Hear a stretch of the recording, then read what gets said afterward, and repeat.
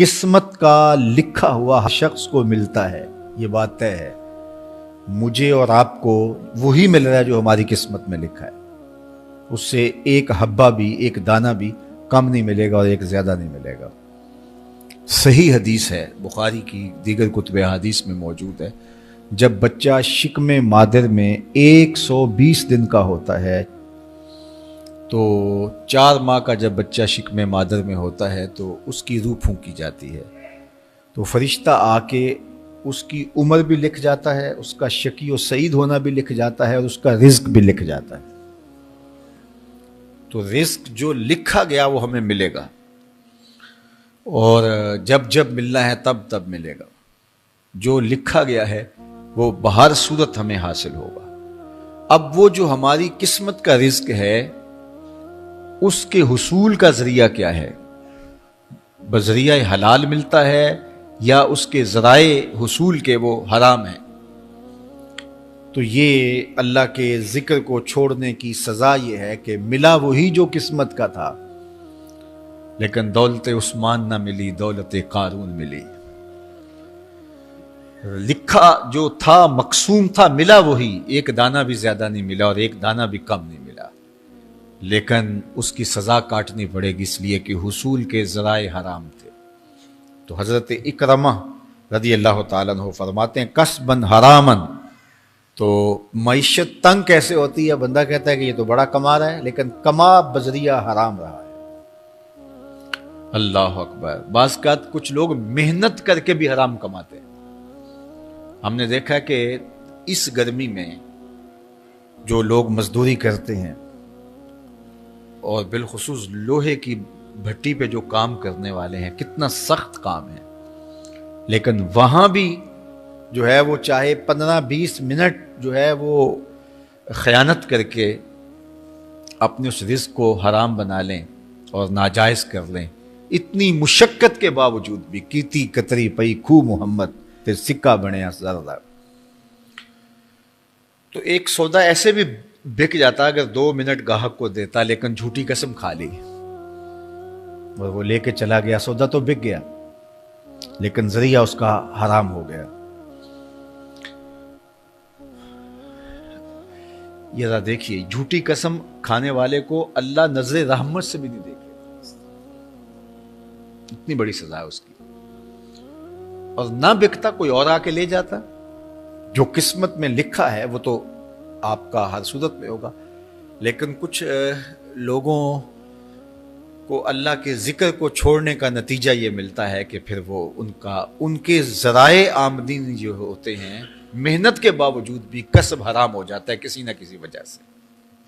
کئی لوگ دودھ اکٹھا کرتے رہتے ہیں، آخر میں ایک قطرہ پیشاب کا ڈال دیتے ہیں۔ سادہ مثال آپ کے سامنے رکھوں، کتنی محنت سے وہ کیا تھا، تو اپنی ساری محنت کو ضائع کر دیتے اور حرام کا ٹانکا لگا دیتے، ایک قطرے سے وہ سارا ضائع کر بیٹھتے۔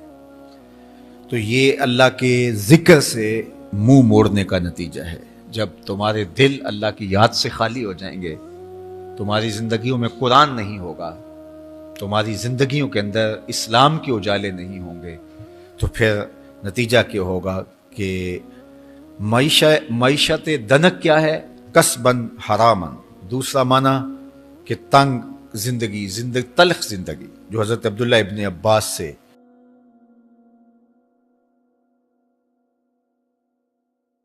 یہ امت خلیفہ بلا فصل، خلیفہ اول، امیر المومنین حضرت سیدنا ابو بکر صدیق رضی اللہ تعالیٰ عنہ کی مرہون منت ہے، ان کی احسان مند ہے۔ اقبال نے کہا تھا امن الناس بر مولائے ما، کلیم اول سینائے ما، ہستی او کشت ملت را چوں ابر، ثانی اسنین و غار و بدر و قبر۔ کہتے ہیں کہ وہ شخص جس نے ہمارے آقا و مولا پہ سب سے زیادہ احسانات کیے، اور میرے آقا کریم نے ارشاد فرمایا میرے اوپر جس نے بھی کوئی نیکی کی میں اس کا بدلہ چکا دیا دنیا پر ہی، لیکن ایک ابو بکر ایسے ہیں جن کی نیکیوں کا بدلہ قیامت کے دن رب ہی چکائے گا۔ یہ حضور علیہ السلام نے ارشاد فرمایا، اور پھر فرمایا ما نفعنی مال احد قط، ما نفعنی مال ابی بکر، مجھے کسی کے مال نے اتنا نفع نہیں دیا جتنا ابو بکر کے مال نے نفع دیا.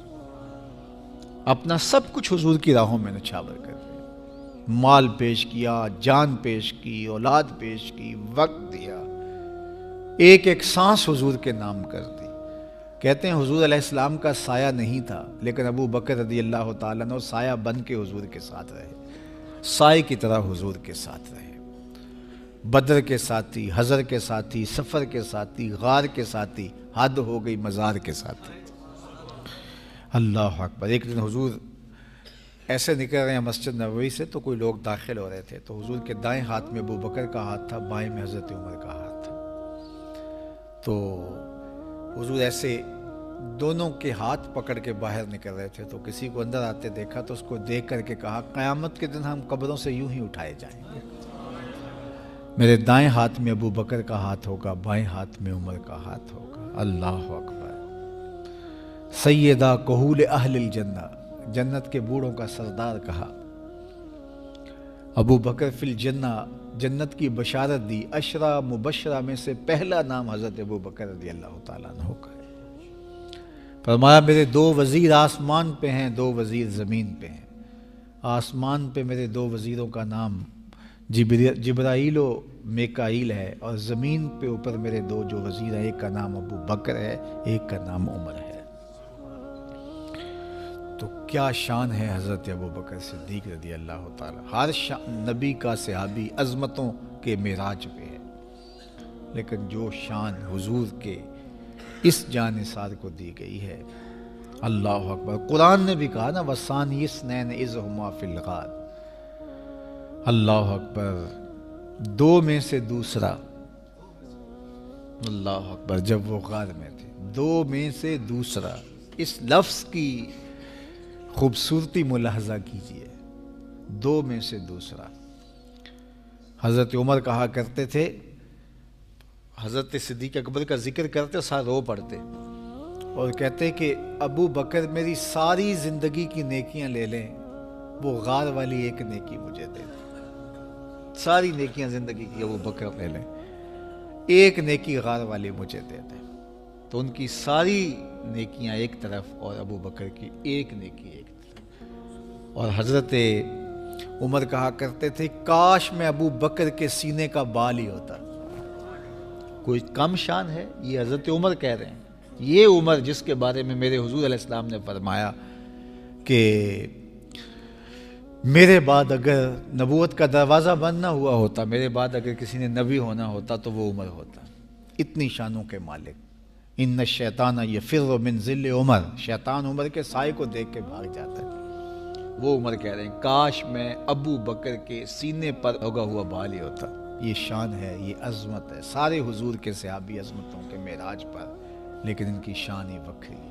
کسی پنجاب شاعر نے کہا کہ سارے یار نبی دے سونے، نہیں کوئی اینا یاراں ورگا، نہ کوئی ہویا نہ کوئی ہوسی، اینا جان نثاراں ورگا، نہ اس دھرتی پیدا کیتا، اینا یاراں ورگا، اعظم شان صدیق کی دساں اکو یار ہزاراں ورگا.